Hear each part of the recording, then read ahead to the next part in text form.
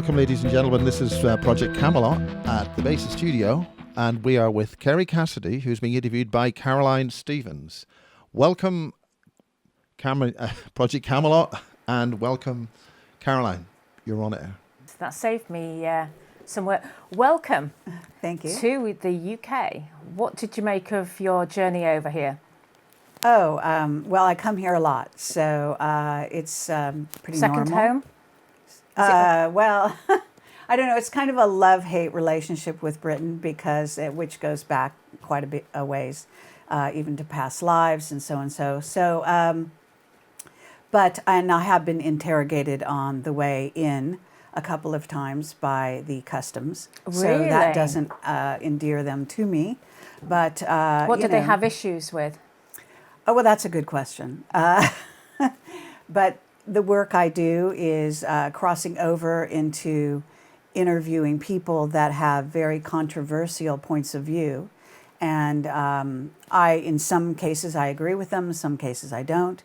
But they are predominantly, I guess I've become very well known for whistleblowers. And I specialize in whistleblowers from above top secret. And that means that they are scientists, engineers, people in authority, upper echelons of the Illuminati, people that have been working in underground bases in the secret space program, and scientists that in some cases have worked 40 years for the secret government as we know of it. And so that makes me a controversial figure. So we've got something in common then, because just very recently, our Home Secretary announced that people such as myself might now be classed as right-wing terrorists. So, because we're Brexiteers. Right. Yeah, 2 years ago, this week, we actually voted to leave the clutches of the European Union. Yes, I'm very aware of that. And we wanted to escape the tyranny. Mm-hmm. And 2 years on, and we're actually now more closely integrated with the European Union than ever before. And I feel that, I don't know what your perception is in California, you must be perhaps looking at us and thinking, what is going on over there? Is anything going on over there? Well, you know, we see the mainstream news. Of course, when I'm here on the ground, so to speak, dealing with people, then I get a different point of view. But I have friends here, and I've been coming here, and I interview people from here all the time. I do a yearly conference here in Watford, which is called the Awaken Aware Conference, and I have very good speakers. Actually, Miles Johnson is one of them. That's me. And in the background. And let me say that this is not supposed to be an interview with me so much as a conversation, really, with the two of you and me as well, and bringing in the different audiences, hopefully, from the States, whoever manages to see this, and then of course the British audience and wherever else we can go in the world. Really. I know on Facebook, I've got a lot of American friends. They're real true patriots. And they're really, really interested in knowing what's happening over here. And they're very familiar with the term Bilderbergers, because you mentioned Watford. And I remember that was the first Bilderberger conference that I actually took any interest in. And that was held in Watford. And I seem to recall they used about, was it 3 police forces to police this? And helicopters, dogs, satellite dishes, sharpshooters. I was there, I spoke. David Icke spoke, and Alex Jones. And as it happened, they tried to prevent me from speaking, but I... what were you going to talk about? I prevailed upon them. Well, everyone who knows Camelot knows what I would speak about. I mean, I spoke about the sort of imbalance between what's going on the streets, the Illuminati who are running things behind the scene. Yeah. So in essence, when I say the secret government, we're really talking about a unity between Americans and Brits. It's said that Brits have the money and that Americans have the might or the weaponry. So that's what comprises the sort of joint. And of course, you've got the dark magicians on both sides of the sort of aisle, and Satanists and Nazis. So this is, it paints a dark picture. But the one world government, the new world order, is going to be made up of these people. And there is, I forget what they call it. There's 5 countries that are sort of on the, loosely speaking, the Caucasian side of things. And then there are other countries that are sort of added into it. So you've got, I think it's US, UK, France, Germany, who else? Australia and New Zealand. That's more than 5. And then the secret government also does involve Russia, ultimately China, and India and so on. So it becomes, you can think of the United Nations as sort of the nucleus of the secret government in some ways. But the weight in the United Nations is different than it is in the real secret government. So you're much more going to concentrate on, the United States. Again, might is right, and so they have the weaponry, right?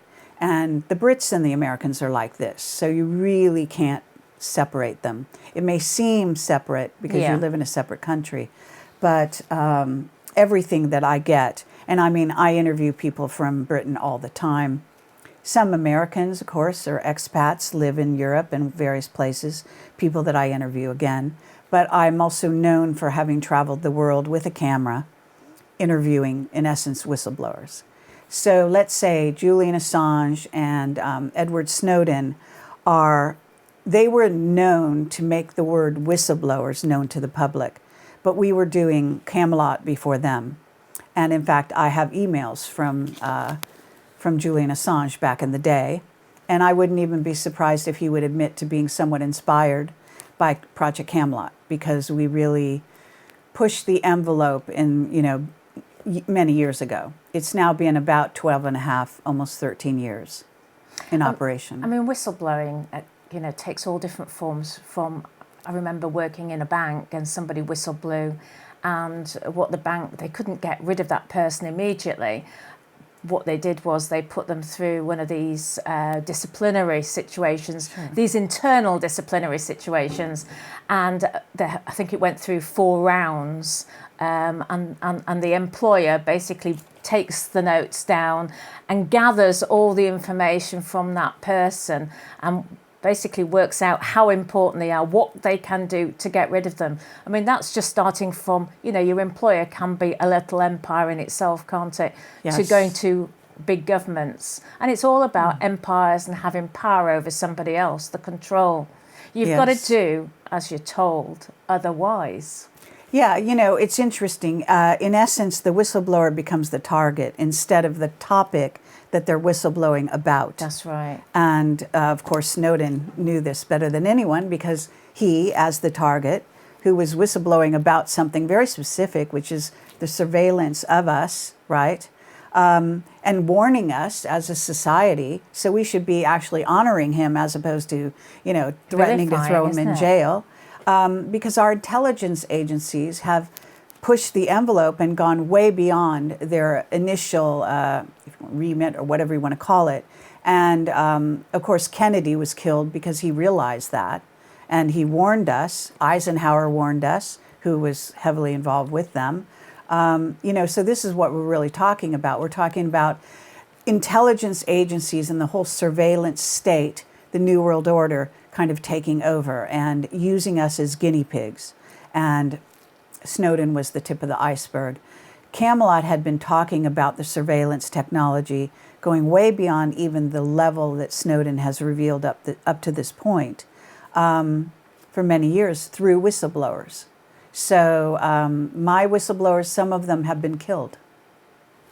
So this is real. Since you've interviewed? Yes, since they went public. Gosh. And others have had to go back to work for the state to save their own lives and the lives of their families. Bob Lazar is a very well-known whistleblower who came out, before Camelot was formed and told the truth about Area 51 and various things. Could you explain what Area 51 is to the audience? Oh, no. Really? Yes, really. Area 51? Yes. Okay. That's really it's not going room back. 101, but Area 51. Yeah. Okay, well, Area 51, I think that I don't know. The folklore is out there, Close Encounters of the Third Kind, let's start there. I mean, we're talking about a place where they have high technology, underground bases, and that Bob Lazar reported this, and then he said he went to work on a UFO. And so that was the story. I mean, this is, X-Files, all of this has been mainstream news for quite a long time now. And X-Files was, an incredibly successful program. Yeah. They were given information from the secret government, in essence, some things that they wanted out there, and some things that obviously they were told not to say anything about. And since then, Hollywood has been churning out sci-fi movies that contain a lot of the things that I would say are absolutely real. In other words, it's not science fiction, it's science fact. It's not conspiracy theory, it's conspiracy fact. There are conspiracies. 2 or more people do get together and plot nefarious things every day of the year. Yeah. And so it's naive to not know that. It's naive after 9/11, for example, not to know that your government is out to get you. Well, that's an interesting point, actually, because still probably in the UK, Yes. I would say if you spoke to somebody in the street, Yeah. most of them, the majority, would still believe that it was a terrorist attack. Really? Yes, really. Oh, it's frightening. Well, our information, it's interesting. I have, close to 700 video interviews on YouTube.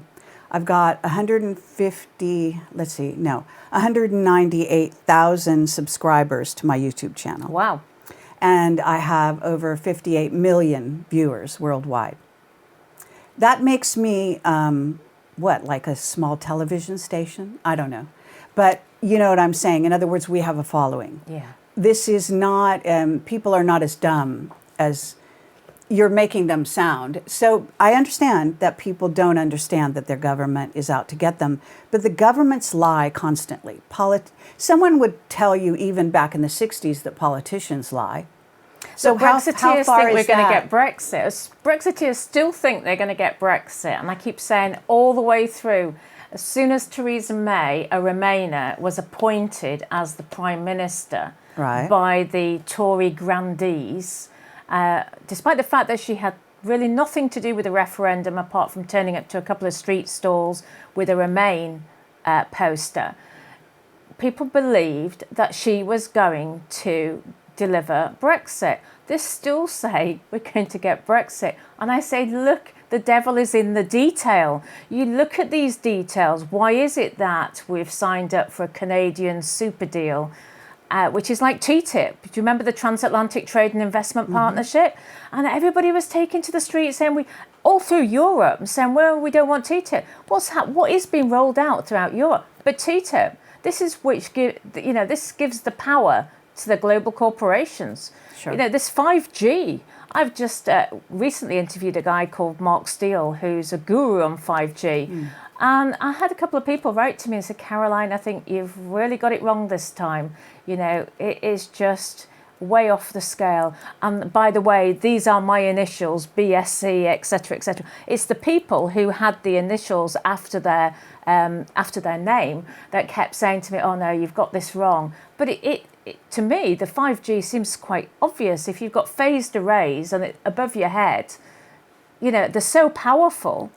I mean, you must have come across 5G. Oh, absolutely. And I've done Yeah. interviews about this as well. I mean, it's a big story. But I want to get back to this Brexit thing because, it's interesting to me that you think that it may not go through, or, that they've sort of, since the time that it passed, right, by a referendum, by a vote, that they're reneging or something, stepping back off that platform. And you were a campaigner in that way, right? So you, better than most, I guess, would have followed that story through to now. So where we are now is there are rumblings, I'd say, in the press sort of saying, well, should we have another vote? Like, why? Is there a reason to have another vote? In other words, was there a problem with the first vote? And so these are the kinds of things you get into. Was there nefarious goings on? But, to be honest, I think voting is rigged. It's always rigged. I would be highly surprised if Brexit vote wasn't also rigged. Some reason, okay, call me a trifle cynical at this point, in my career, but I would say that nothing happens in the mainstream, what I call the mainstream, which Brexit certainly is, without what we call the Illuminati, the powers that be, whoever you want to say is in control of this planet, deciding that it serves their purposes. Yeah.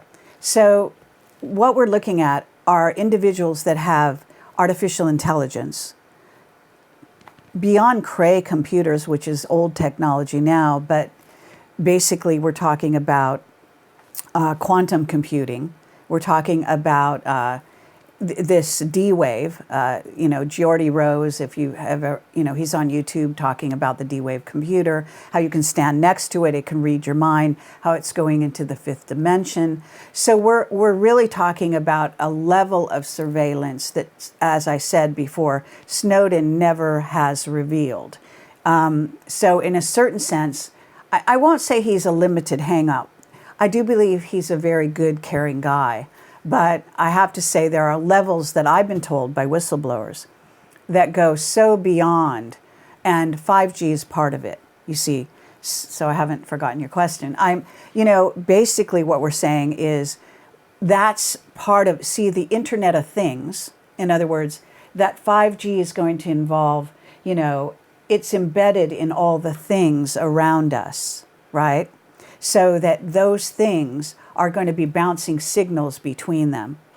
And I have a whistleblower called Captain Mark Richards, who's been in jail for over 30 years, who was framed because what appears to have happened, he was framed for a murder he didn't commit. But on top of it, he didn't ever do the murder, even they would say. He was supposedly the mastermind. So 2 younger men supposedly did the murder. But in reality, this was, of course, an intelligence operation to keep him off the street because they look into your future using certain technology, very sophisticated technology that probably involves quantum computers, etc. And they decide what you're capable of, what your abilities are. That's why they track your children from the day they're born so closely. And so what we're talking about is that he was tracked. And he was a very rebellious military guy. So he was highly involved in the American military. He worked for the Navy. He grew up in a military family. His father was, a high-level officer in the Air Force. And it was seen that Mark was not only rebellious while he was working for them, but that he was going to eventually go against their rules, think for himself in ways they didn't, of course, once a military person who rose through the ranks to get to. So he got to the level of captain.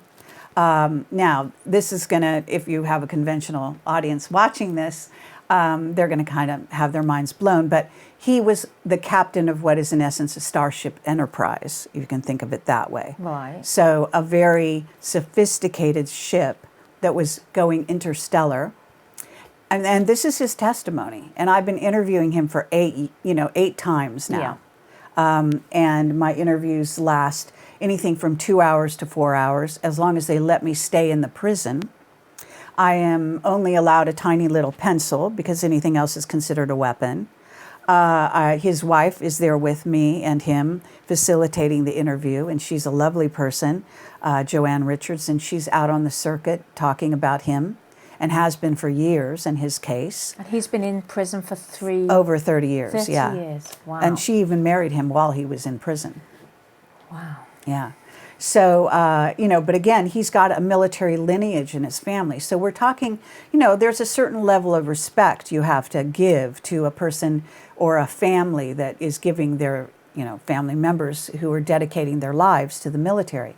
And his father was a very famous within the military, went by the name of the Dutchman. And all the intelligence services in Britain are watching this and will know what I'm talking about, and they may know of him. He's the kind of person, he went to garden parties at Churchill's house, for example, back in the day. Now he was a child, his father would have known Churchill, right? So this is the kind of thing that I deal with. And the bottom line is that, to get back to the 5G, he told me a story in the context of my interview. And I said, tell me about artificial intelligence. What do you know about it? And it was the one area where he is most reluctant to talk. He would talk about aliens and all his interactions and his battles with alien races. And I understand that might be beyond the pale for your listeners. But nonetheless, that's what he talked about. Yep. And it's all on my website for those that are interested. And what happens is he said that if, for example, a car, any kind of car really, but even let's say a more modern car, but will have AI in the engine. It will drive by a military base. The AI in that engine can jump the same way 5G is talked about being rolled out. You can appreciate, they don't roll out anything that they haven't already had for a good 10 years in the secret, above top secret area, right? So the AI will jump from the car engine to the computers on the base to the telephones. They even say to the things like toasters, mechanical, anything mechanical. And I'm sure, there have been sci-fi movies made about this kind of thing. But the reality is that's what 5G is. And in essence could infect a base and basically begin to take over, to bond with the various smaller individual, like the AI that runs your bank, the AI that runs the banks in America versus the AIs that run the banks in Europe, talking to each other. And then what you get is like a battle between the AIs. Not all the AIs are going to get along or agree. And then you've got alien AI, because it said, what Mark says is the no race becomes spacefaring without developing first artificial intelligence. And of course, this is where humanity is now. We are creating artificial intelligence of our own. But that doesn't mean artificial, and even Geordie Rose, this software engineer who's kind of a salesman really, who's gotten involved in, creating this quantum computer, right, called D-Wave. Have you heard of them? No, but I've heard of Geordie Rose. Okay, great. Yeah. So go on to YouTube and just put in his name and watch him speak. I think he speaks on a TED. There's TED seminars. TED Talks. Yes. So I think it's a TED Talk, if I recall. And it's like you get the 20-minute, download. And he's saying, this thing can read my mind. I'm standing next to it. And really, any scientist who really knows their stuff will tell you time and space is an illusion. So just because you're standing next to it doesn't mean that's the only time they can read your mind. You get me? Yeah. So in essence, they can read your mind probably wherever they want to go. So you've been trapped. Yeah. So this is what we're talking about in terms of what we're up against, what humanity is dealing with.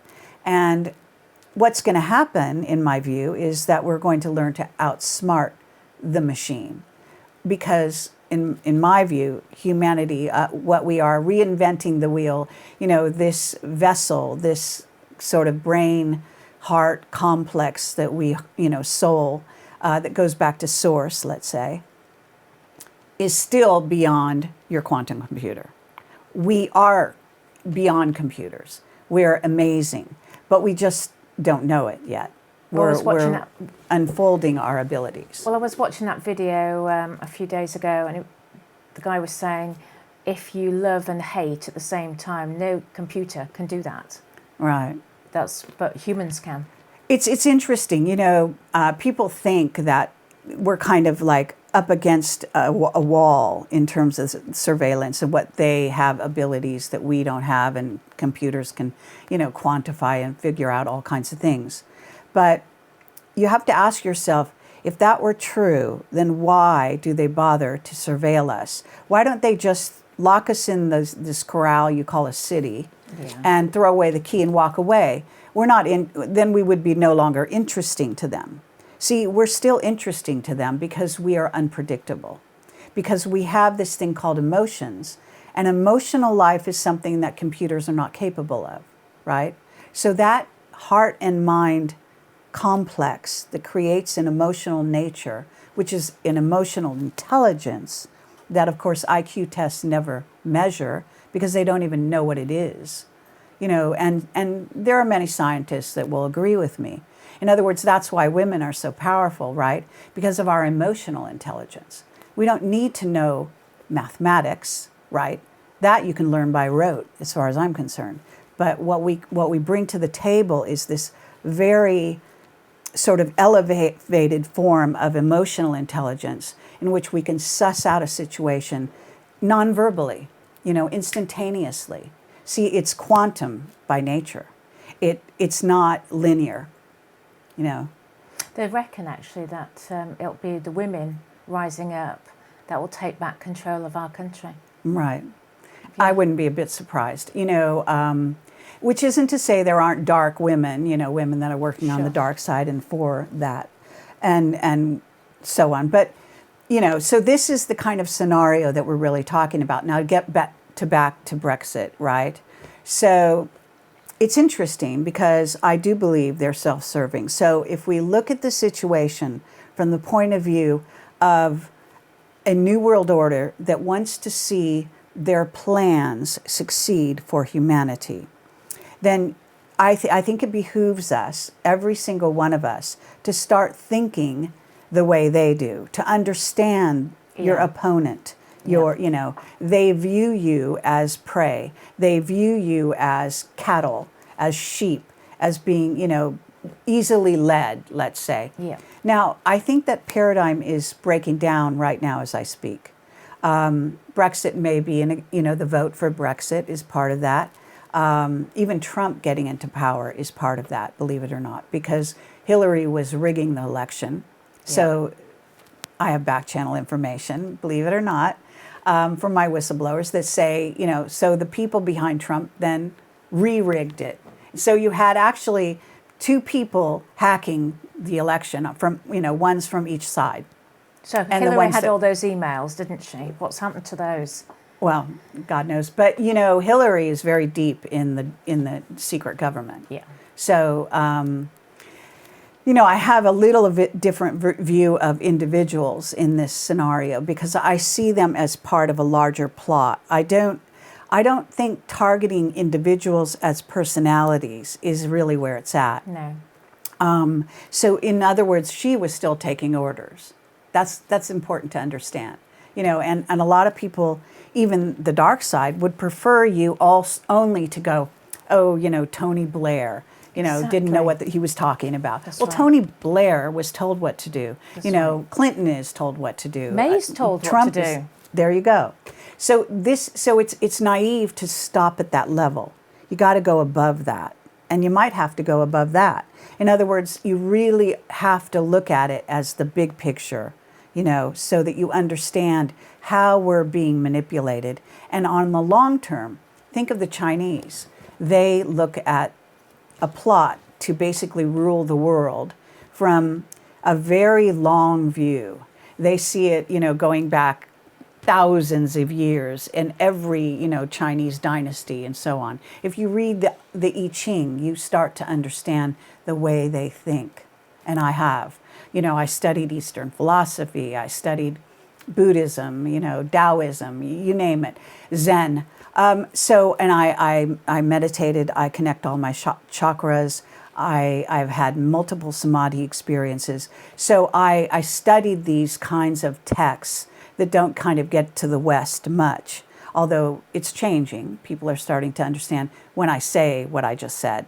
Well, it's China's not Greek to most people. Sorry to interrupt. China has got the social credit system already, hasn't it? 11 million people are facing an impoverished lifestyle simply because they're classed as lower social class. They can't now travel on public transport. Their telephone calls are interrupted. Somebody intervenes and says, are you happy to continue speaking to this person of a lower social credit class? I haven't Yes, heard this is that. what's happening Wow, now. that's unbelievable. And so you can see they want us to have a cashless society because that's where your control is. Right. You know, we've only ever, we've seen banks where the machines haven't worked over the weekend. It's only happened just recently, one of the major credit card companies, and people weren't able to pay their bills. Can you imagine if you have no cash to fall back on? And that's what they want. They can control Absolutely. everything. Right, and they can cut you off. Yeah. If you're doing certain things they don't like. I mean, to get back to me being interrogated at customs here in Britain, I'm a law-abiding American citizen, and I come here as a tourist, really, and also because my boyfriend lives here.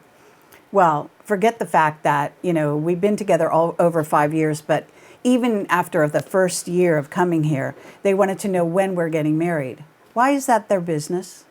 Seriously. This is the kind of thing. But they actually stopped me. So you have all these people that, a lot of which are immigrants coming from other places, right? And supposedly America and Britain are supposed to be, hand in hand. Yeah. I'm a well-known journalist in the alternative sector in America, right? With the kind of audience I've already talked about. And so you would think I'm a known entity. Do you know what I'm saying? They don't have to interrogate me at customs. They already know who I am. I've been coming here for years, even before the last 5 years. I've been coming here ever since the beginning of Camelot. So what they said to me, and I was here over Christmas, believe this or not, for a 2-week span of time, not a long span.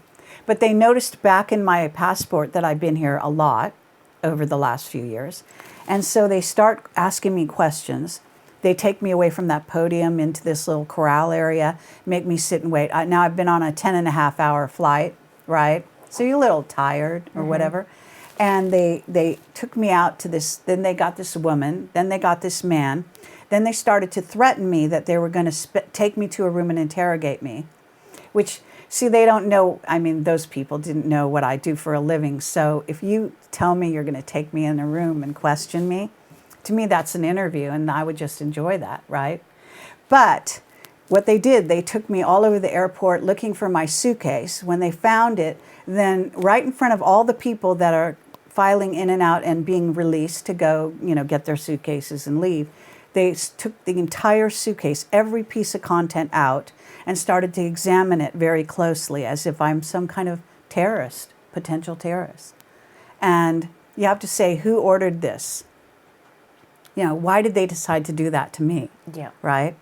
And it was just an intimidation tactic. What happens is now I'm not positive what happened, but I was told by one of my whistleblowers who I called a couple people. I called Michael Shrimpton, who's a barrister, who I've interviewed, and who is warned the British government of a possible nuke attack, which turned out to be legitimate according to at least the NSA, the American Intelligence Service. But they threw him in jail anyway. So he's a barrister who's very awake and aware, what I call awake and aware, and he basically tried to help me by putting me onto somebody who dealt with customs and so on, because I'm saying, and it was 3 hours that they were doing this. So I'm saying, they're delaying me. Can you help me get through this? And then I called a contact I have that's associated with intelligence agencies in another country. And it turned out that first he said, oh, I can't do anything for you. And so I was really sort of angry because I know he has contacts, right, that he can do something. And then I found out later because someone somewhere in that process made a phone call. And all of a sudden they walked over to me. They handed me back my passport, which they'd kept, and they allowed me to go. And they said, you're free to go. And they never made good on their interrogation of me. They never brought me into that room and did that. They did search on my stuff, but at some point they got interrupted. And since then, I haven't had any major interrogations going through customs. So I don't know if I'm now a known entity, and they've given a hands off. God knows when they'll treat me not like they did Snowden or the journalist who interviewed Snowden, Glenn Greenwald, I think. No, is that his name? I'm not sure. Anyway, you know what I'm talking about. Yeah. They interrogated his partner. This is the British customs. Yeah. I've never been treated like that by any other country. I can tell you that. We have Again, more surveillance in this Yes, country. Britain and America are supposed to be allies. You Yes. understand? Yeah. So, But we have a really strange system here now, because we're pleading austerity measures, and on the police front, in this particular county, we're going to lose yet another 25% of our police force in the next couple of years, and yet nationwide, we're only now tracking down something like 5% of all burglaries. The actual criminals were, it's becoming anarchy. Anybody can do anything here now and not get caught, and the good people get put away. right. How does that work? I mean, Exactly. we've just had a recent chap put away, Tommy Robinson. You've heard of him? Exactly. No, this is I was hoping to talk with you guys about this because, and Miles as well. I want to bring Miles in the conversation. I don't mean to like dominate this, because I want to hear the Tommy Robinson thing is really interesting, and it's also the fact that they supposedly put him in jail on mortgage fraud, which is bogus. It was on a mortgage application, supposedly. That was a few years ago, yes. And this is what they try to do. They try to dig into your past to find some insignificant something that allows them to then get away with locking you up. But I mean, refresh my memory. But why is this man being detained in jail right now at all? Well, I think the important matter was the fact that he was put away without a jury. Exactly. And this is becoming quite commonplace in the UK. I mean, we are the home of common law. We exported it to America. Mm-hmm. We exported it to Australia. It's all over the world. And we prided ourselves on the fact that we were the most democratic, judicious place on earth. But in actual fact, the more you delve, we know that so many children now are removed from their family situation behind closed doors, secret courts. As I say, Tommy Robinson, there was no court for him. I know of a lady called Melanie Shaw, who was a whistleblower. Now we go back to the whistleblowing. Melanie Shaw was a lady who lived in a Nottinghamshire children's home. Nottinghamshire police have the worst reputation for being honest, shall we say, in the whole of the country.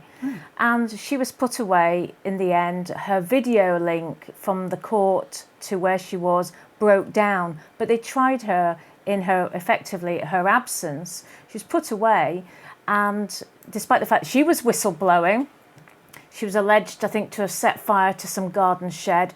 She's obviously been found to struggle mentally now, I think, with all the stress, because she was being taken to the bathroom in prison, escorted by male warders. They would leave the door open when she was, using the facilities. I mean, it's enough to send anybody. So forms of torture, It's torture. harking back to the Nazis.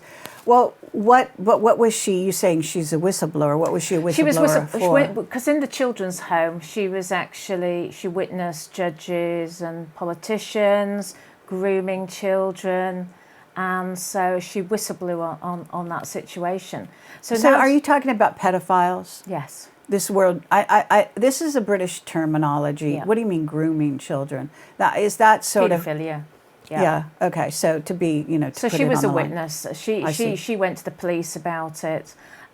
She was moved eventually to Gloucestershire prison, which is quite close to where I live, and tried to organise a group of people to stand outside the prison to sort of protest for her release. And what happened was when the authorities got wind of the fact that people were taking an interest in her reason for her captivity, suddenly, because we were getting the local MP on board, suddenly she gets moved to a prison in Cheshire. Right. So the idea is you get moved around. So it takes a while for people to catch up, to find you. You're only allowed so many meetings a month. When you write to somebody who's a prisoner, you actually have to put all your details on the envelope. So basically the authorities can open a file on you. They might never have heard of you before, but then suddenly you're in the spotlight. Well, then. actually, that's what happens when you watch my stuff. Just kidding. No, not really. The fact is, people say to me, are they going to know who I am now if I come to your conference? Yeah.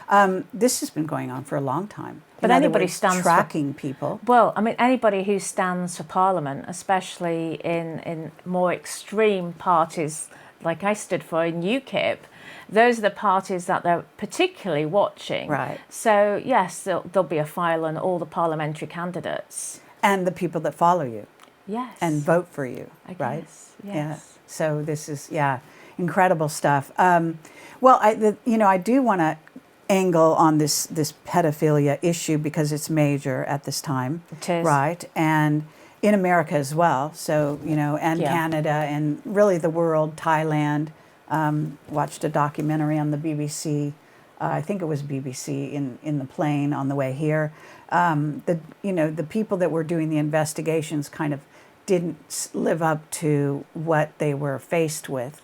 And given that it's a very complex story, this whole, pedophilia thing, it's like an epidemic, but it's certainly like an epidemic at the upper echelons of power. And this is what really comes through. I mean, that's the thing about. I was going to say that was the thing about the Tommy Robinson. He was exposing the Muslim grooming gangs, but we have white grooming gangs as well. We have MPs in Parliament in 2016. The allegations are that 164 MPs in 2016 were on the official sex offenders register. That's extraordinary. I mean, to your audience around the world, they will find that really hard to believe that MPs could actually be on the sex offenders register. So let's clarify this. And I was talking to my British partner about this so I could get it straight. An MP is an elected official. Is that correct? Yes. Okay. So I don't understand how a person can be on the sex offender list and still be keeping their position, their office. They've been voted in. Why don't they lose that standing? It would be like a congressperson in my country, I think, being accused, which of course it's very possible. But if they're actually on a list already, that means they were convicted. Is that correct? Yeah, as far as I'm aware. That's unbelievable. Yes. They will have just downloaded. How does that even work? Well, we've had situations. An MP has disappeared for having various parties with rent boys quite recently. What's happened to him? We don't know. There are investigations ongoing. Who knows? Right. Well, wasn't it Jimmy Savile that was completely, backed by the BBC for ages, and they knew full well that what the man was up to, right? Yeah. I mean, Hollywood is so guilty of this as well, so they're not immune, right? And we have ongoing investigations in that area at this time. You saw the interview that I did with John Wedger the other week. The whistleblower. Oh, yes. From the Met Police. What's interesting about him, I want to say, is that I had a whistleblower. I spoke at a conference not long ago, really, I think in a matter of months, in Ireland. And I had a man write to me who was a member of the police force in Ireland, who is a potential whistleblower exactly like him, like this British man. And he knew and witnessed, all of this going on in the Irish government, in the police, situation, and he was about to come forward to me and testify, and then he said he was being offered a great deal of money to shut up, and he'd been threatened. His family had been threatened, etc. And he said he wasn't going to be silenced, but I haven't heard a word from him since. And this was probably a good 6 months ago or so. I mean, it's, kudos to that man because, it's brilliant that he's coming forward. And I listened to your interview, and it's a very good interview. He is, very eloquent. He really knows his stuff, right?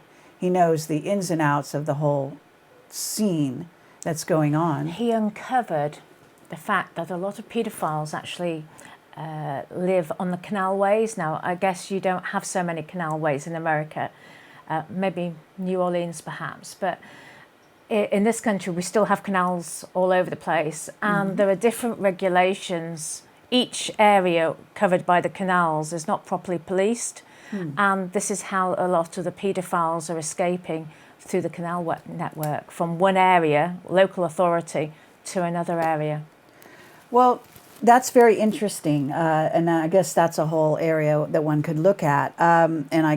God knows what goes on in Holland and all of these countries that have those kinds of waterways. But it is interesting to me that the focus that Tommy had on the arrests of the Muslims, right? Yeah. Who were part of, in essence, if I understand it correctly, something like 30 men who were involved in child trafficking. Yeah. I don't know if they were convicted. I know they were accused and going to trial or whatever, and he was trying to report on that. Yeah. So what I find interesting about that is how, this is kind of a case where you can sort of learn to back up the audience and look at it from a higher point of view. So what if these people are hired by, in essence, what is probably a predominantly white upper class echelon that are partaking of the children, through, whether it be sex trafficking or pornography or whatever it is. These men, these Muslim men, are probably lower income, working as sex traffickers, making money. But who are they hired by? This is the question you have to ask. Not so much focusing on them, because of course sex traffickers are all over the world of every nationality, and predominantly will be, like pimps and so on, come from the lower, levels of income. They're put in a life of crime because they have no money. I mean, it's a financial thing. It's not like a desirable career path, let's say. So you have these individuals who are coming to this country, England, who probably don't have the stature they even had in their own country, right, as a Muslim, living in one of the Middle Eastern countries, whether it be Indonesia, which is quite Muslim, a lot of Islam there, whether it be India. What happens a lot of times when people come as foreigners to a country, they might even be quite sophisticated intellectually. They might have, be doctors, they might be lawyers. They lose all their accreditation, That's what I'm right. saying? They're no longer qualified. They have to re-qualify to be a doctor again here, and so and so. So you can see where even the individuals who were schooled in those countries come here at a disadvantage. They're instantly at a disadvantage. So whatever, they're moved into these, whatever they become, pimps or whatever they become, the men who are child trafficking. But they're, again, coming from the lower financial echelons of society, and they're serving a master, in essence, that is a very wealthy right. elite. And that's who you need to look at. In other words, and then you need to look at who, what is their vice, the result of. And that gets into a whole very interesting area. Like, why would, you have to say to yourself, why would somebody who is at the top echelons of, an elitist society, who has all the sort of accoutrements of wealth, etc., when they can afford a high-class hooker, a sophisticated, very expensive, good-looking woman, why are they going down to this level? And then you have to start looking at what is it they're getting out of it? What is the special, thing that's going along with it? In other words, can you cure these men of this vice? And that's really what we have to look at. We have to look at, where does sex trafficking, where does pedophilia come from? And you look at even, places like Thailand, etc., where it's rampant, even in Africa, etc. You can even without the very wealthy, you will have a certain degree of trafficking, and it has to do with the haves and have-nots. So if you, as a woman, take away the financial side of it. You know, because you here in Britain, women certainly understand the whole notion that women in Britain used to be groomed to marry a wealthy man, because that would be how they would succeed in life and how their family would survive. Yeah. Right? And there have been a million television programs showing how these women had to vie to get the favor of a man because he had the money. It is a patriarchal society.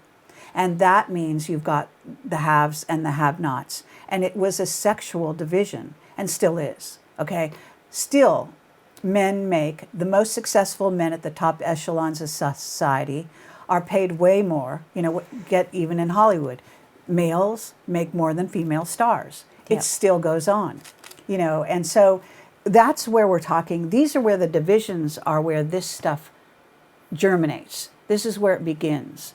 And then you take it on up. So from there, you're talking about if there was not this imbalance, there would be no need for a family to farm out their children as sex slaves. Because the first thing that you say, if you're completely poor as a family, right, and all you've got is yourself and your children, well, the child is the thing that appeals to these wealthy, sort of demented individuals. That's the only thing you have to offer.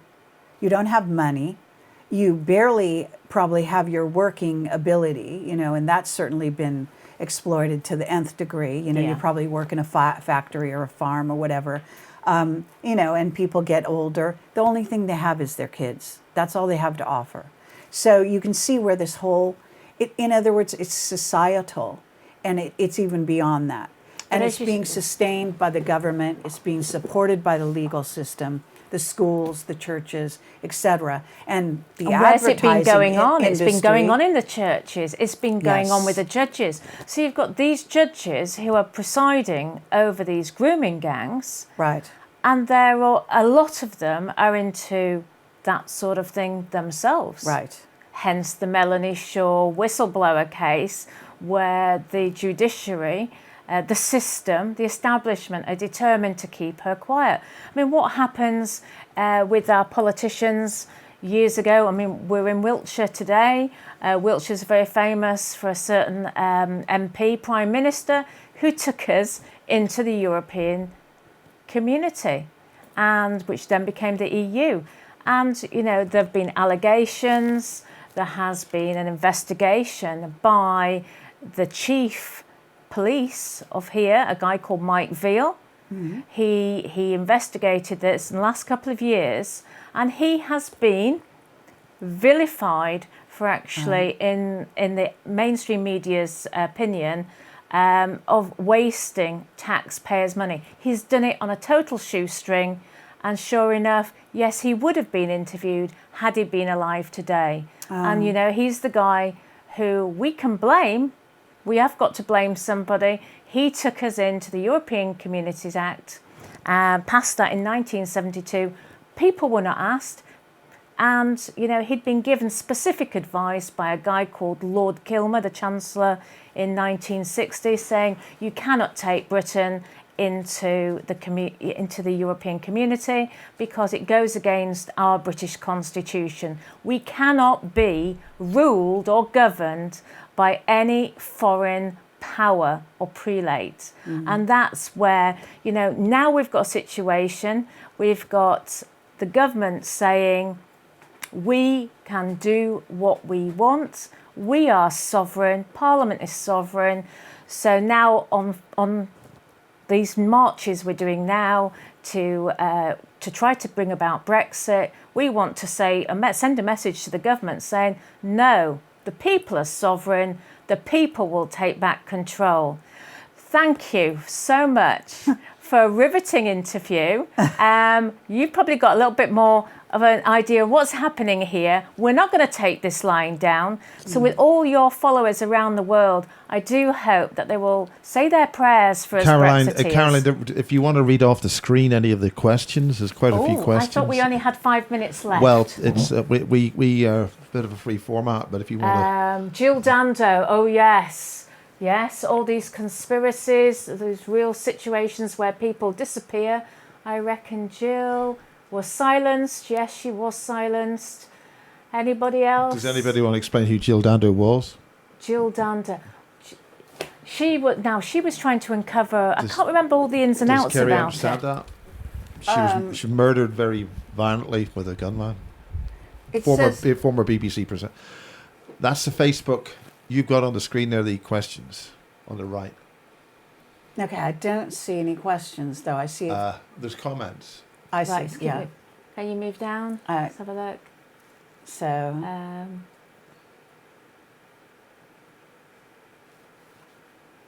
no question marks at the end of the phrases. Well, I think there's phrases. There's right. Paedophilia issue is more important than redirection about Tommy.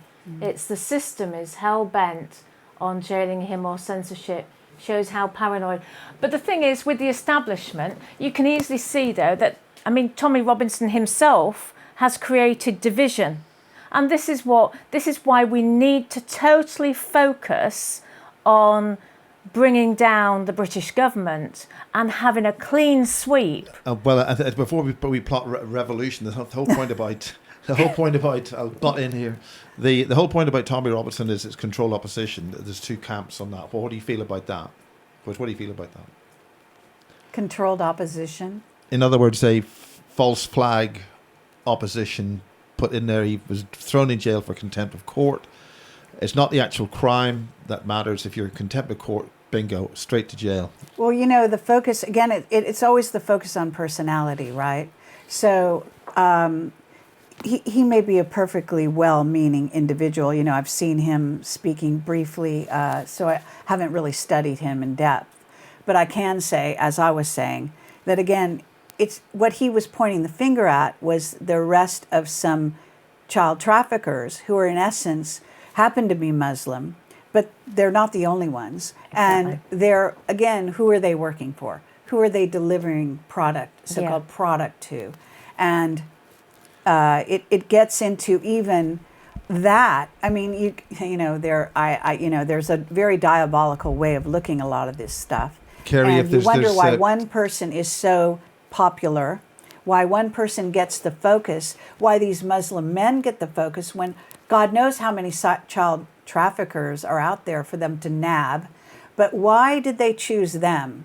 Because they want to pull the race card, because they know that divides society. Exactly. So that when you people want to get together and supposedly demonstrate or do whatever, on the street, you're going to have divisions along racial lines. And the race card is a huge, way of trying to divide society. It shouldn't be, but, it's whether it's lines of race or lines of financial abilities, to whether we've even got you're rich or poor, or whether you're male or female, yes. To get back to that. So these are ways in which divided we fall. Exactly. That's the point. And that's a really good point, because that's why I try not to get taken by going down the Tommy Robinson route or this route or that route, because it just takes you into a rabbit hole and it does divide. And what we need to do is we need to unite against those echelons in society who are determined to bring us down. And the only way we can do that, whether the MPs are unwitting accomplices or not, is the fact they are supposed to govern us. And so they're not doing a very good job. They're not doing any sort of job at all. That's all of them. So we need to, it's a pantomime, you see, in Parliament. A lot of the stuff that goes on, they don't debate. And when they do debate, for example, we have really concerns about our fishing industry because of Brexit. We want to take our fishing waters back. Britain prides itself on the fact that we're surrounded by water. And so what does the government do?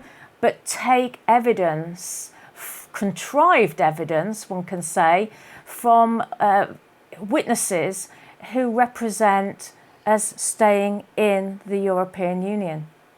So you've got to keep looking and delving Sure. behind what they're doing. And, they have been alerted to this. I have written to them. And, you're just ending up by, you either don't get responses anymore. And the MPs must know they're on their last legs, because we will take back control.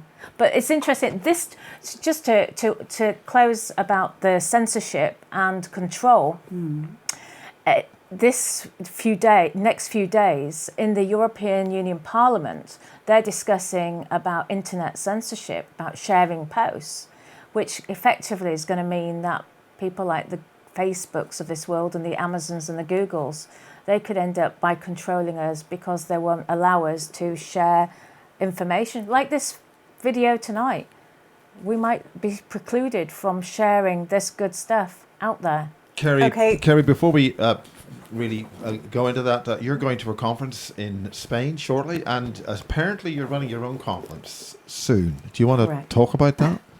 Yes, I'm speaking in Barcelona. So I'll be speaking in Barcelona in, let's see, I think it's around the 23rd, 24th. I think the day is the Sunday. I'll be speaking at the Barcelona conference. It's about 4 days away, Kerry. Yes, very this soon. weekend coming. And then aside from that, I'll be holding my own conference here called Awaken in Watford. And it's quite a small venue. Have you got any Which is why I spaces? think we get away with it. What? Have you got any spaces for the Watford conference? Can anybody get to that conference? I think we still have some room. Okay. And you can go to my projectcamelot.tv is my website, or projectcamelotportal.com. They both take you to the same place, and get the link there for, under events for getting tickets, etc. And Miles is speaking, is he? Miles is a speaker, yes, absolutely.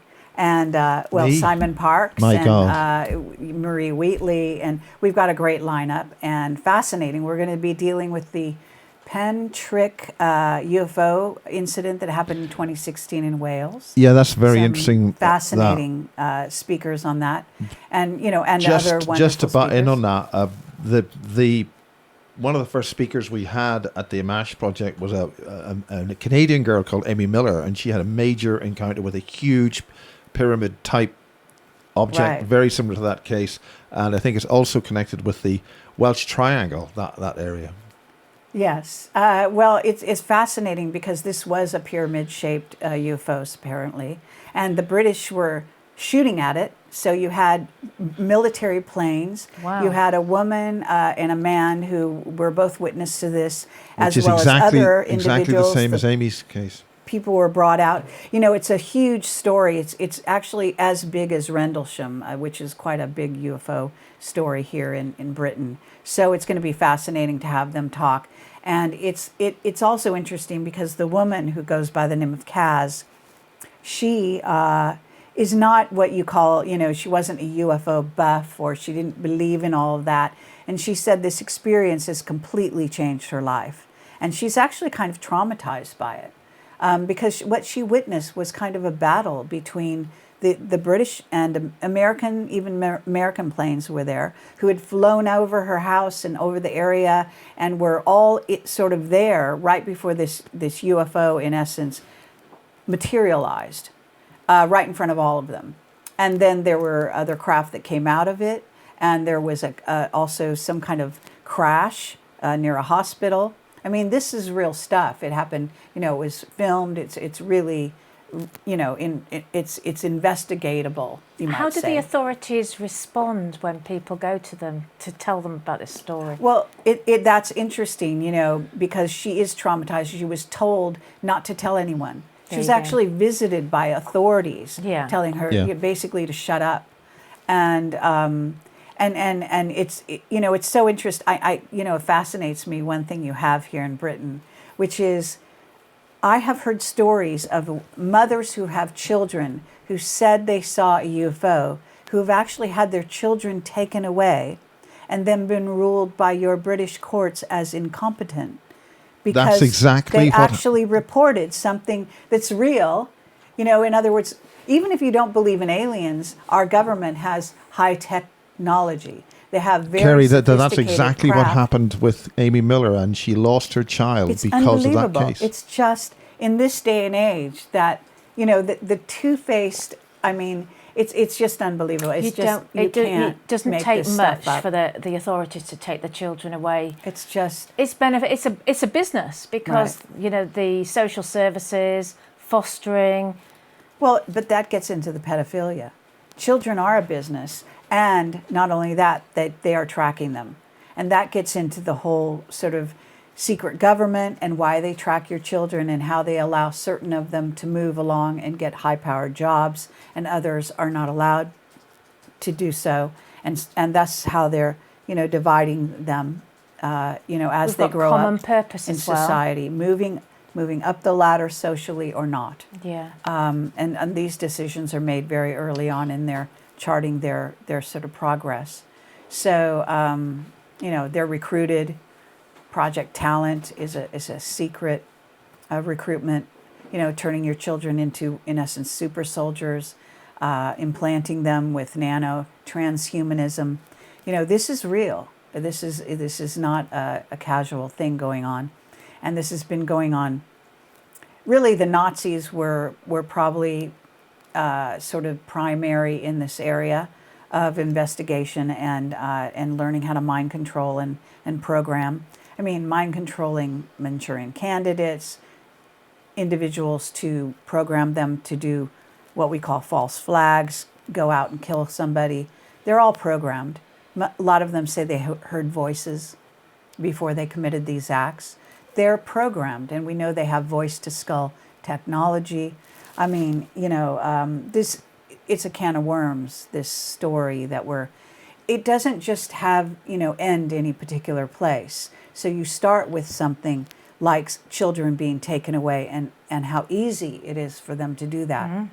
And then why are they taking that child away? And what is the person's DNA that makes them aware enough to see a UFO and even remember it? Because you can be made to forget so easily, mind controlled, have your mind wiped. And then half of the society or more not realizing that there is even such a thing as, other dimensions, other beings, thinking that the Earth, all these multitude of planets and constellations that are really uncountable, they actually are so egotistical as to think this is the only place that life emerged. And again, that gets into the whole religious fanaticism, which has basically closed people's minds since they were children to think only along a certain, line. And even the Catholic Church nowadays admits there are beings on other planets. There's a question there from Giovanni. If you want to read that out. Still my question, Kerry, are alien hybrids invading Earth as to why else would they want to look like us? Well, there's an alien, you call it alien, but there's a gray human hybrid program. The grays are notorious, the little grays with the big eyes and so on. That's just like the tip of the iceberg in terms of other beings from other planets. That's the whole point of the logo behind you. Beings that look like us, that are also walking around here and working with us, trying to rule us in some cases. That gets into, I just got back from Egypt, and if you look at the beings that are carved into the temple walls, you see that they have lion beings, alligator beings. They're all standing on two legs in a humanoid form with the heads of other beings, bird beings. These are the predecessors to humanity. But there's also the humanoids, and they're very tall.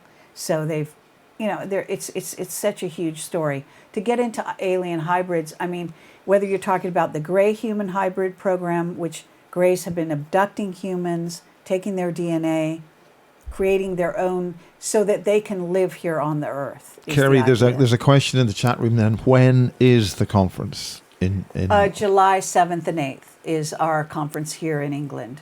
Okay, so we're getting a bit late here. It's 21:53 hours, British summertime in the middle of Wiltshire here.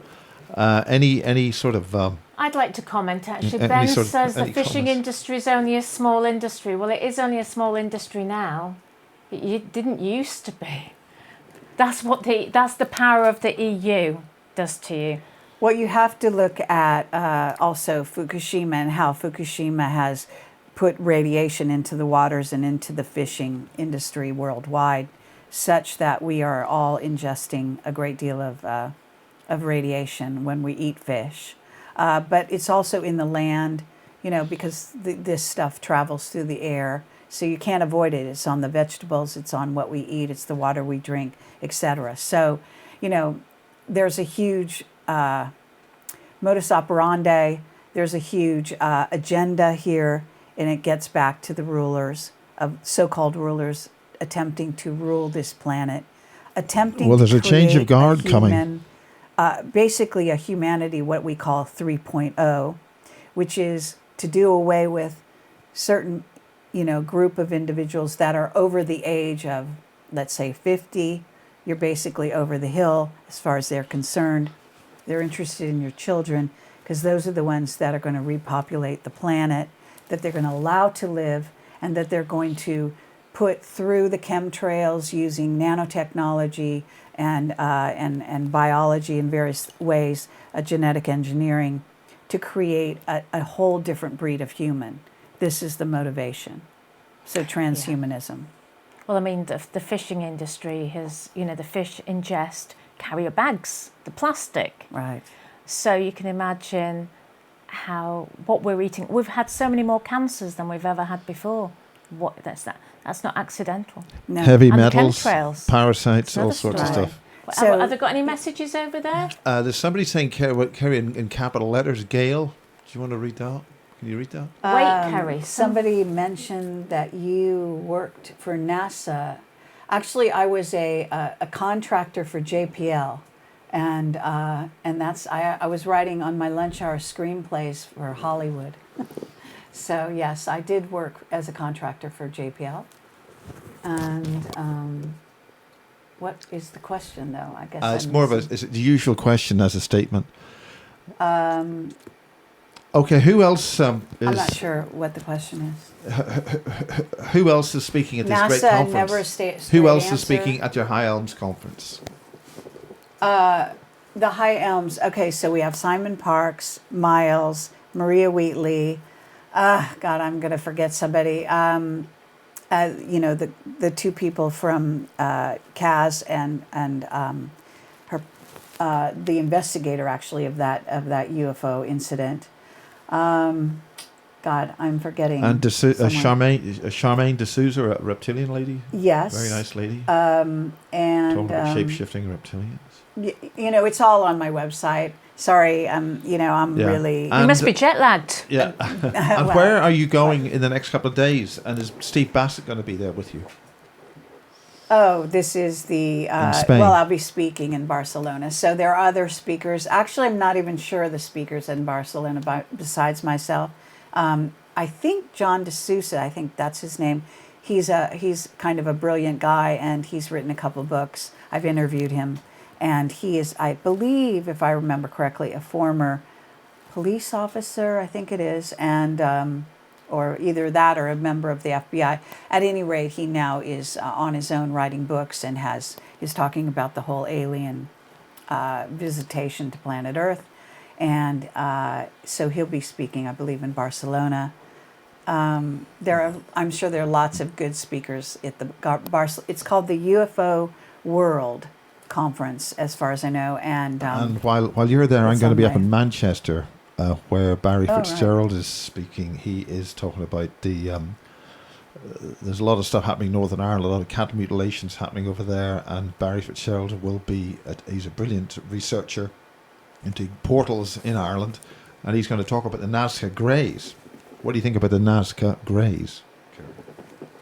Well, they're actually robots, and there's two kinds of beings. The Nazca alien situation is really fascinating. I've gotten quite involved in interviewing people that are remote viewing, and accurately, they remote viewed the site and what happened there with it in many years ago. And then a guy, I guess it was Gaia TV, went there on the ground and found the very things that the remote viewers saw. So they had confirmation, which is a hard thing to do when you're remote viewing, to get actual confirmation that you are actually correct in what you're seeing, especially if you're looking in the past, in the ancient world. So that is an And one of absolutely your fascinating subject. And what you see is this basically this alien human hybrid being who was implanted. All of the robots and her were implanted with a technology that in essence turned them into androids, and that this goes back, and in terms of timing, thousands and thousands of years. So that means that this planet was invaded by alien hybrids that were in essence having artificial intelligence in as part of their body, and so it's proof of that. And of course, it's being shut up. I have a whistleblower who's told me he's consulting the government where they found these bodies. I guess it's Peru. And basically, he has been told, and he told me, in essence, the truth will never come out because they don't want the people to know. What about Eddie So Page? She said something about Antarctica. Well, Eddie Page is an excellent witness. He's actually Pleiadian. He's proving this. He lived at Langley. He and 32 other Pleiadian children who came here in a ship at the same time as the Roswell incident in 1947. It's an absolutely fascinating story, and he's a brilliant guy. And he escaped from the CIA with his documentation, hid the documentation because they knew he was discontented. He was going to become a whistleblower. And so they would do away, this is what they do with a lot of people that work for them. They do away with their records. This includes Bob Lazar. They basically, it happened to Brian O'Leary, ex-astronaut who was supposed to go to Mars, who became an investigator of free energy, etc., who's now passed on. His life was threatened, etc., And a journalist in San Diego was fired for trying to write an article about this ex-NASA, this ex-astronaut that was supposed to go to Mars, who's famous. He's completely famous. You can't disappear records of a famous person like that who's, an astronaut candidate. It's crazy. And yet they try to do that. So it's one of the ways in which they, in essence, discredit a person. Then people fight over, where is the evidence of their degrees? They never graduated from college because we can't find the paperwork, and so on and so forth. So in Eddie Page's case, he was smart enough to find his documents, disappear with them, and make copies of them, obviously. And I have some of that documentation, and he's coming out as a whistleblower. He's written a book, and that's being published very soon. He came out back in 1993. He had quite, sort of a stir and a following.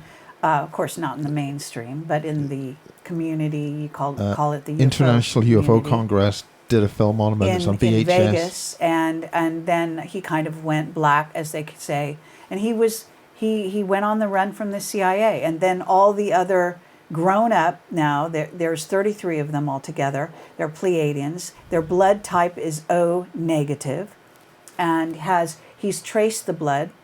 He's also spent a long time working with Zecharia Sitchin. And really, I'll be talking about this when I give a lecture. And, I have all my documentation with me. But go to projectcamelot.tv.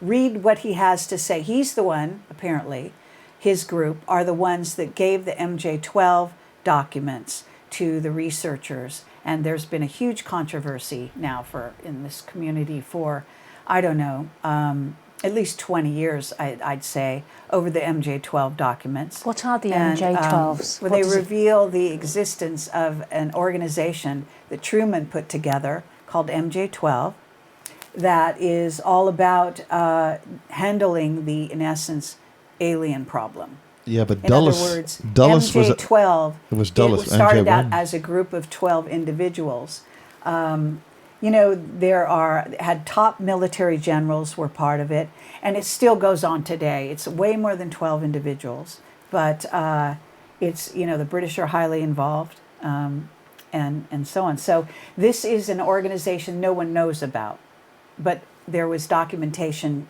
proving its existence, that a lot of people had said, some said it was fake, the documents were real. There's a father and son duo, who Ryan Wood and Bob Wood, and they have a website called themajesticdocuments.com or .org, one of those, and you can go on there and look at all the research they did. They actually did what you call forensic investigation of the documents, trying to look at the seals and so on to figure out, the typeface and whether it's real, it was typed on a typewriter at the right era, et cetera, proving the existence of this body of individuals that are involved and have been involved, some British, some Americans. There may actually, at this point, there may be some, Germans involved, Yeah. et cetera. German agents, yeah. DVD, Exactly. the Dulles brothers. Okay, yeah, we're running very late, so this girls. Sorry. So- Yeah, Okay, well, lots to look forward to at your various conferences. Thank you so much for coming into our studios today, and I All just right. wish you all the best, and Thank hopefully you. we can chat again, Absolutely. and then we can give you an update on Brexit too. I hope to hear more about that. Absolutely. Yeah, Yeah, thank you very much. And it's hello and good night from me. I'll fade the girls out. Thank you very much indeed. This has been a Basis Project special for Stepping Stones, bringing an audience which otherwise wouldn't get anywhere involved with this kind of thing to be involved. And I'm going to say good night. And we're off to Devizes somewhere, a small town in the middle of nowhere. Good night.